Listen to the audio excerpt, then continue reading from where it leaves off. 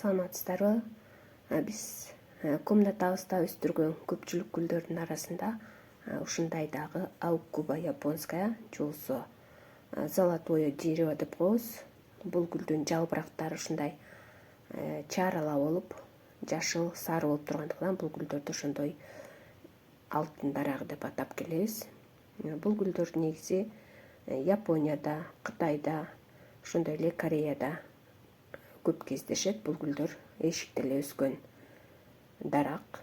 Биз болсо бул гүлдөрдү декоративный гүл кылып үйдө өстүрөбүз. Биздин үйдө өстүргөн гүлдөрүбүз 1 метрден 2 метр бийиктикке чейин өсөт. Эшикте болсо булар 2 метрден 3 метрге чейин бийик болуп өскөн дарактар.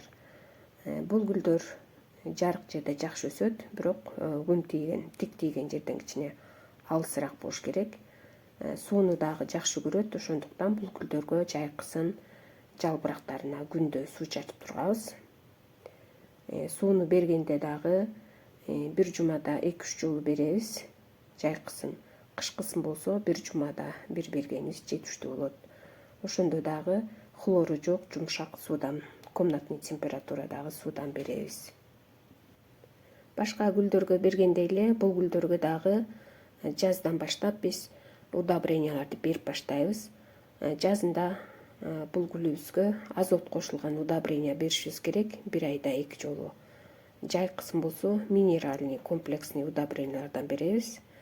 Сентябрь-октябрь айларында күзүндө фосфор, калий аралашкан удобрениялардан берсек болот. Удобренияны бергенде дагы бул гүлүбүздүн топурагы ным болуп туруш керек. Ошондо дагы биз удобренияны бул гүлдөргө инструкциясына карап туруп беребиз.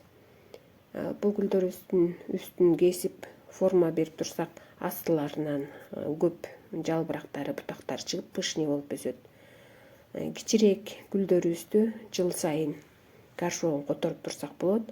Ал эми чоңойгондон кийин буларды 3 жыл, 4 жылга чейин булардын горшогун которбой койсок деле болот. Эгер горшогуна тамырлары батпай калса эле айла жок, анда биз горшогун которгонго туура келет. Башка гүлдөргө колдонгондой эле бул гүлдүн топурагы дагы жеңил болуш керек.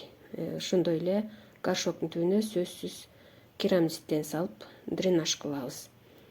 Топурагына бир аз кычкыл грунттан кошуп коебуз, же болбосо древесный угольдон дагы бул топурагына аралаштырып койсок, эч кандай ашыктык кылбайт. Жаңы топурагын которгондон кийин бул гүлүбүздү 1-2 жума көлөкөрөөк жерге коюп коебуз дагы, андан кийин жарык жерге алып барып бул гүлдөрдү коюп койсок болот.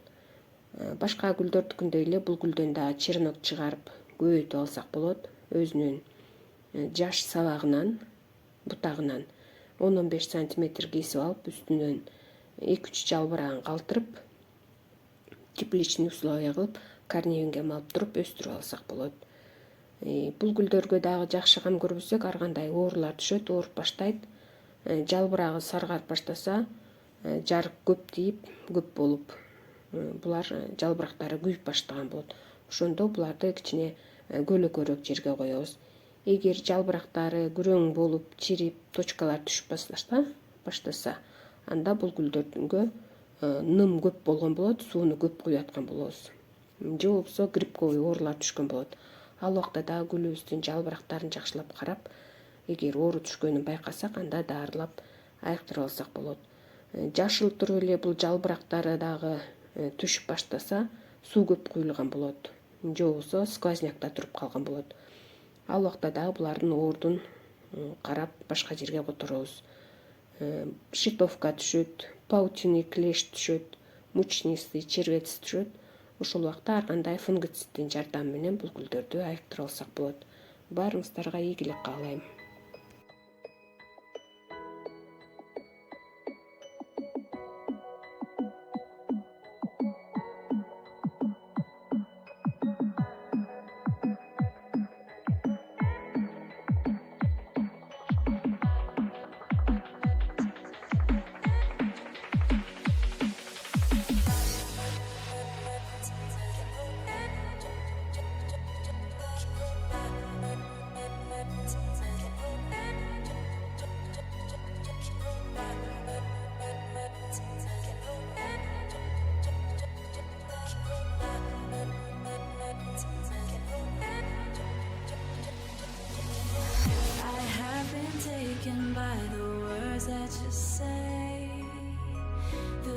voice that carries them has kept me astray.